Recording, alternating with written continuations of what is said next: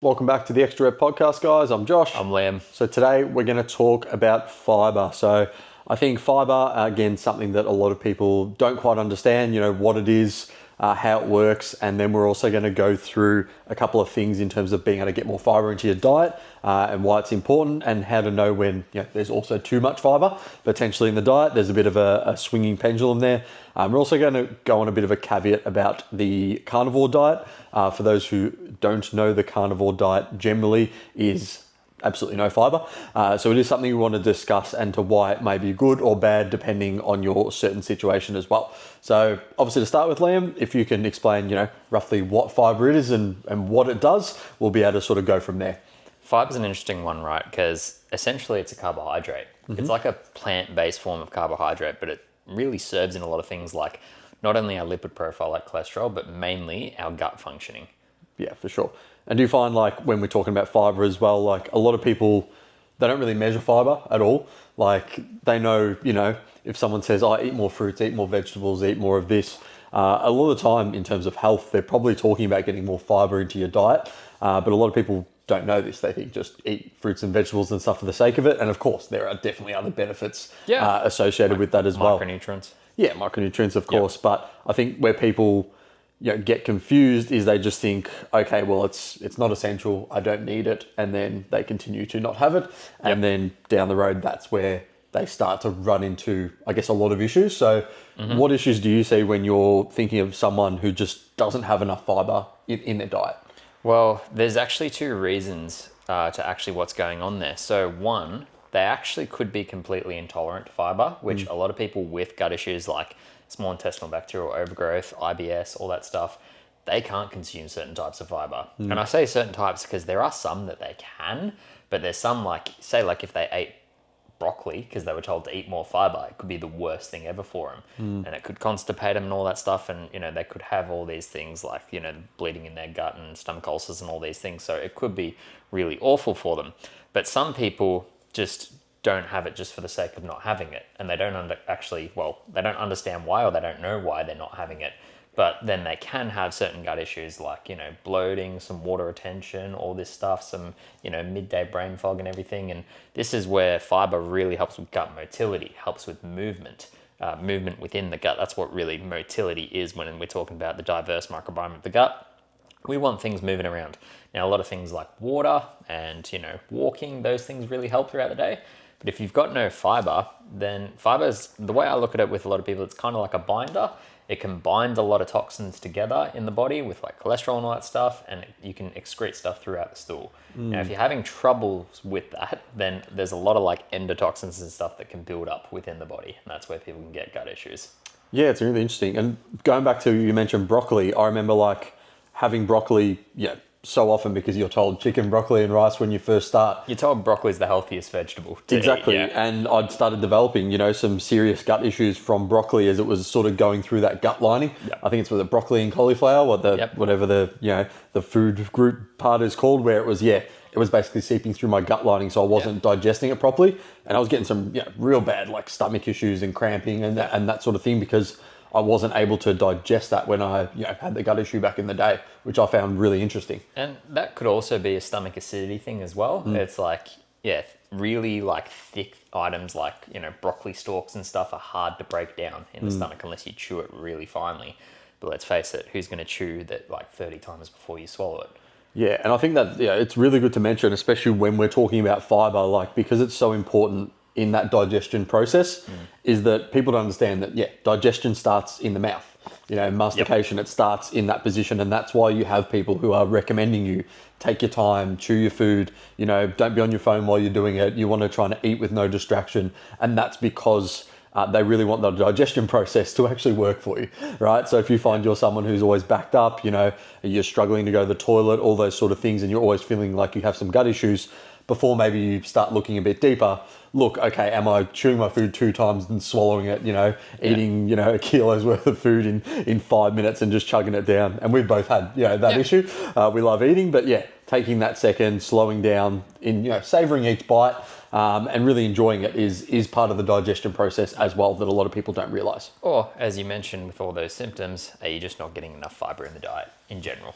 So Yeah. this is why fibers, it's not as crystal clear as just like you need to eat 30 grams a day, or you need to have 70 grams a day, or you need to have 10 grams and work your way up. It's like, it is different for a lot of people with individual cases.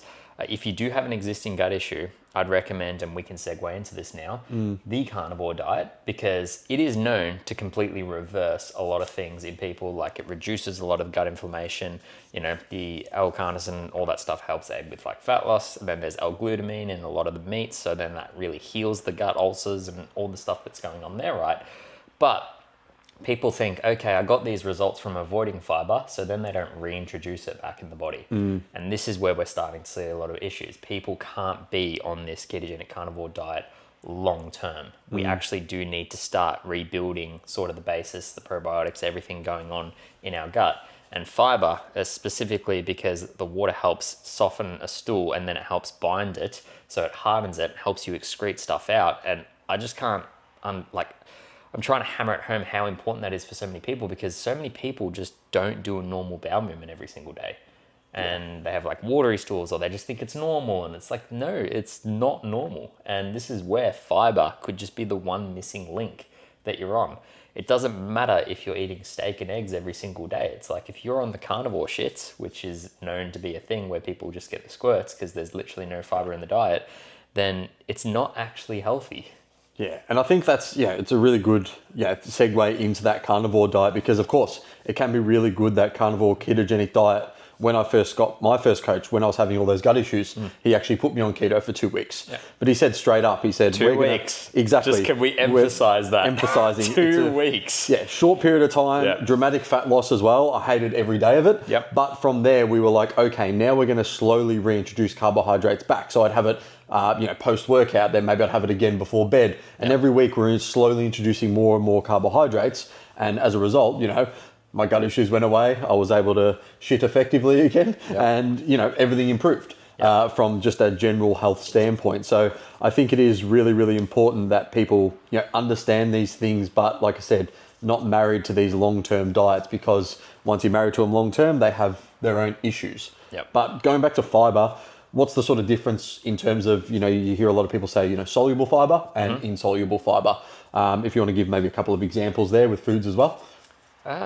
Depends on the certain foods. I'm actually not the expert on this one, to be honest. Cool. I haven't actually looked that deep into insoluble versus soluble, and I'll never lie on the podcast for you guys.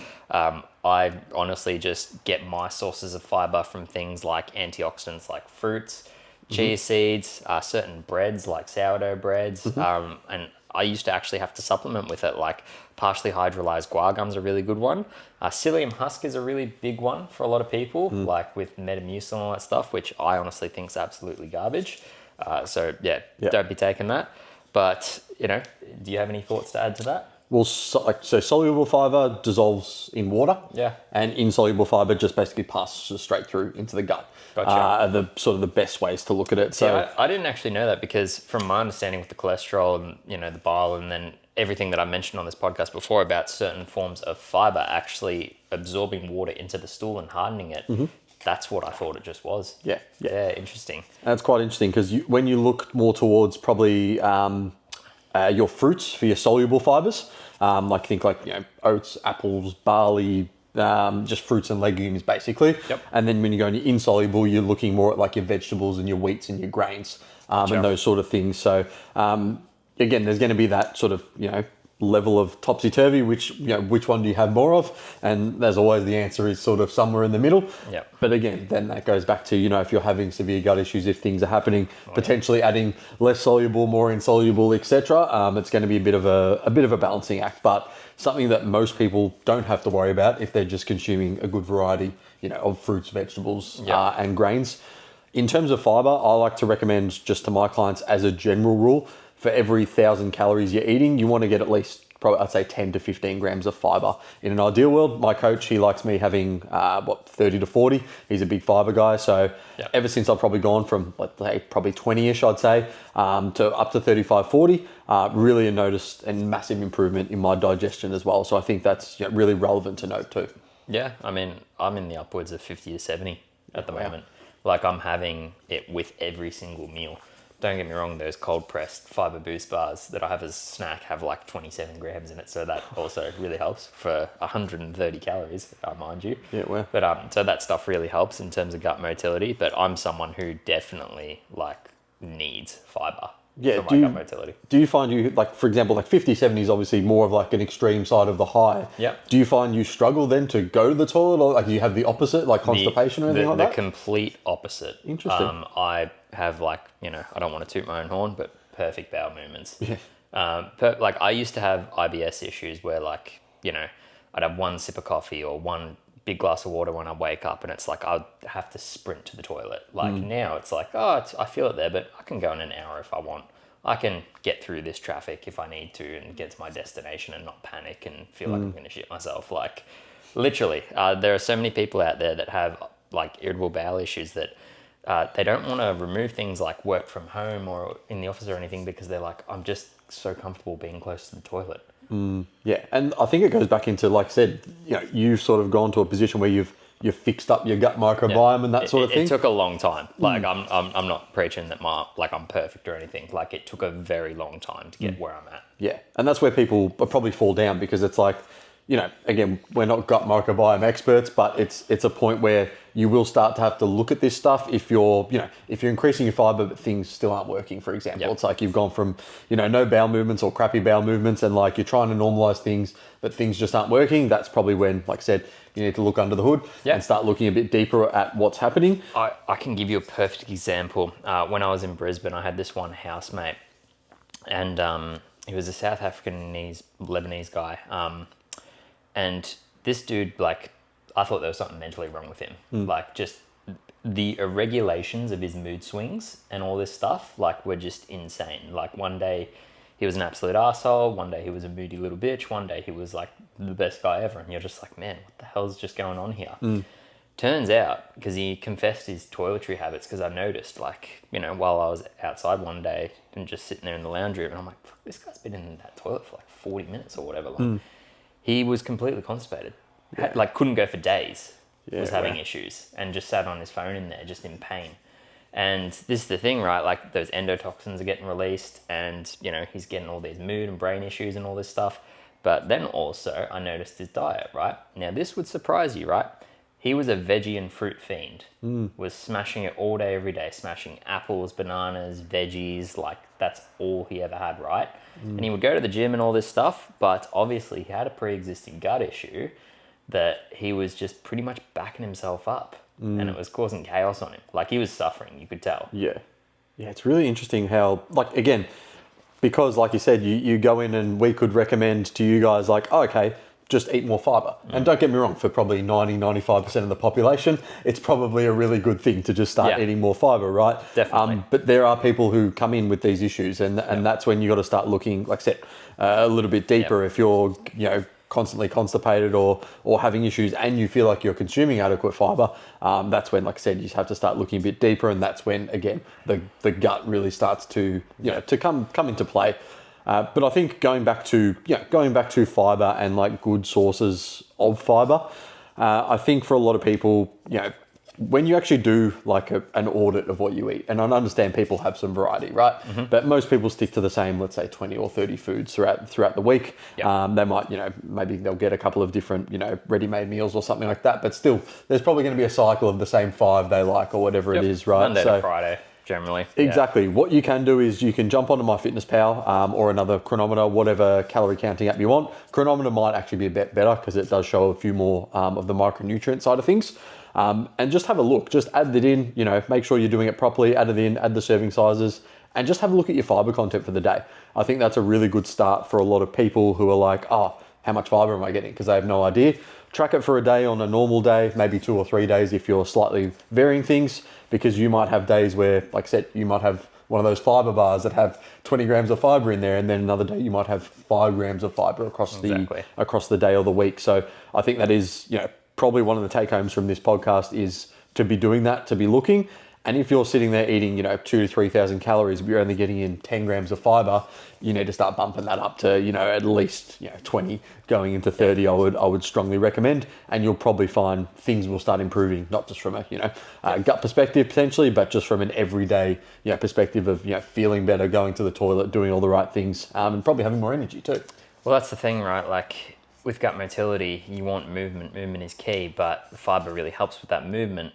And you also do, as we mentioned with the soluble fiber, you need water as well. So if you're going to increase your calories and your fiber, then I'd recommend increasing your water and your movement as well.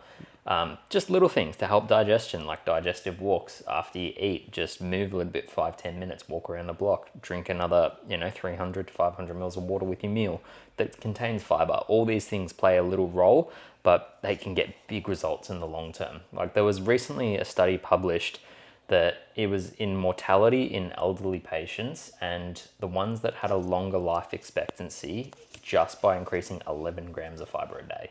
Just 11. Yeah. I'm actually going to find, I put like a high fiber cheat list. I've got it on my, for my clients, I've got one, but I'm trying to find, I had a fiber list, like fiber per 100 grams. And I remember it being really good. And I was like, oh, this is a great little resource. So let me see if I can, here we go. Yeah, I've got it here. So these are all fiber per 100 grams. So I think this would be a really good list to go through, the sort of top 10. Chia seeds were number one in terms of per 100 grams. Obviously, if you're going to have 100 grams of chia seeds, there's going to be a fuckload of calories that come with that. So a lot of fat. So do be wary. But that's 34.4 grams per 100 grams. So I have about 15 or 20 with my morning breakfast, for example, when I'm mixing it with my berries and yogurt. The next highest one is popcorn, believe it or not, 14.5 grams of fiber. Again, if you're having popcorn with heaps of salt and butter, calories add up quick. But if you're having sort of that more, unsalted one that's a bit more natural with less butter, can be really filling as well. Yep. So it can be useful. Also, almonds. Just cautious on the sugar content, depending on the one you get as well. Not just salt and butter, but the sweetened. If you're getting a Cobb's popcorn, a salted caramel, it's delicious, but 25 grams of sugar per serve. For sure. Yeah, and then we got lentils, almonds, lentils. They're about 10 to 15 grams. We got dark chocolate there as well, up at 10.9 grams. And again, these are all things that you will start seeing that, probably the first 5 of these are all probably relatively high in calories per 100 gram. And so it's really looking at sort of these other ones where now we're going through, broccoli, bananas, raspberries, beetroot, oats. They're all sitting around the, 3 to 6 grams per 100 grams. And these are the things that we should be, consuming a lot more of. Like pears, strawberries, avocados there as well, chickpeas, quinoa. So you can see it's basically vegetables, it's fruits, and it's grains. Yeah. And then we've got a couple of other things in there, like I said, like your dark chocolate, your almonds, your popcorn. So these are a couple of things that you guys can use and say, okay, throughout my day, after taking the fiber recommendation on MyFitnessPal, how can I improve it? Can I swap certain foods for other foods? Can I add some chia seeds into my breakfast if I'm already having a yogurt or a shake or something like that? Just some really simple ways to just be like, oh, okay, I can easily get 15 grams of fiber in by making 2 changes like that. And those little changes are going to really add up and give you much more benefit over a longer period of time. Not just for your performance, but also your health. Exactly. Easy. I think that almost covers it, doesn't I got it? nothing to add on the rest of that. Yeah, perfect. It does, I would say it goes by an individual case-by-case basis, but majority of people listening, just the benefits of getting more fiber in your diet, go for it. Otherwise, contact a practitioner about your gut health. Yep, just need to eat more fiber, guys. But that's the end of the podcast. Again, short and sweet with this one, but that's all we need. Once we give you the information, it is sweet. Again, if you guys have any questions through Fibre or you want to get in contact with us, you can contact me at Action Fitness Nutrition on Instagram or Liam at Coach Liam C. Murphy. But until next time, guys, we will see you in the next podcast. See you guys.